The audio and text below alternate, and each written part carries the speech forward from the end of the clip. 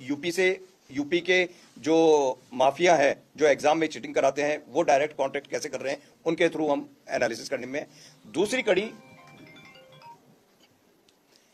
है कि डायरेक्ट कि जब ये लगा कि हाँ भाई कि पूरे का पूरा सिस्टम के ऊपर बदमाशी हो रही है तो व्यक्ति ने कि मैं भी अपने लेवल पे जिन लोगों को जानता हूं उन लोगों से यह बदमाशी करा लूं, वो दूसरी कड़ी वो है। और तीसरी कड़ी जो यहाँ के ये दो कर्मी हैं, प्रवीण गंगवाल और दूसरा संजय माथुर, इन दोनों ने अपने लेवल पे अपने जान पहचान वाले या उनके पास में और भी कोई जिसके नंबर बढ़ाने थे किस पे वो लोग कनेक्टेड है।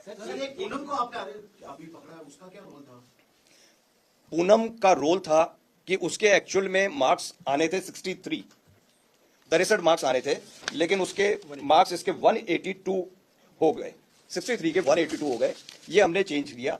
फिर हमारी डीआईजी पारिस देशमुख और यशवंत की टीम ने यह आइडेंटिफाई किया कि ये पूनम का लिंक आखिर किससे है इस एग्जाम में। न तो विनोद और शारदान से कोई लिंक आ रहा है इसका और न ही किसी प्रकार के किसी क्रिमिनल। तब यह एस्टेब्लिश हुआ कि पूनम का लिंक है संजय माथुर के साथ में, पूनम संजय माथुर की रिलेटिव है। तब जाके एसओजी की टीम इस नतीजे पर पहुंची कि इसमें राजस्थान स्टाफ सिलेक्शन बोर्ड का कोई ना कोई सदस्य इसमें शामिल है और ये हमने आइडेंटिफाई किया। फिर उनके इंटरोगेशन से और सस्टेन्ड लेवल ऑफ इंटरोगेशन और जो कार्रवाई करी उसके बेसिस के ऊपर दूसरा नाम प्रवीण गंगवाल का सामने आया। सर आपने बताया कि कमेटी बनाई कोई और एग्जाम भी कराया राजस्थान में जो ओएमआर को लेके या पहली बार सिंगल एग्जाम का खास करके इस फर्म ने ये 3 एग्जाम्स के अलावा भी और भी कुछ एग्जाम्स में इन्होंने स्कैनिंग करी है। सर आप वो एग्जाम जो है वो भी अंडर स्कैनर है? डेफिनेटली उनके सारी इंफॉर्मेशन लेके will inquire about them also. Sir आपने बताया शिकायत आ रही थी, कमेटी बनाई गई जिसके अंदर ये दोनों शामिल थे, तो सर जो कमेटी के और मेंबर थे उन्होंने उनको अपने साथ में शामिल किया, उनकी भूमिका वगैरह कोई अभी तक सामने? अभी इस संबंध में कोई किसी की अन्य की भूमिका या उन्होंने किसी चीज को हाइड किया या किसी चीज को सप्रेस किया उसके बारे में हम लोग देख रहे हैं, लेकिन अभी वर्तमान में किसी प्रकार के कोई हमारे पास में तथ्य नहीं है। सर क्या ये 38 लोग जो हैं जो सस्पेक्ट हैं या ये जॉब में हैं अभी?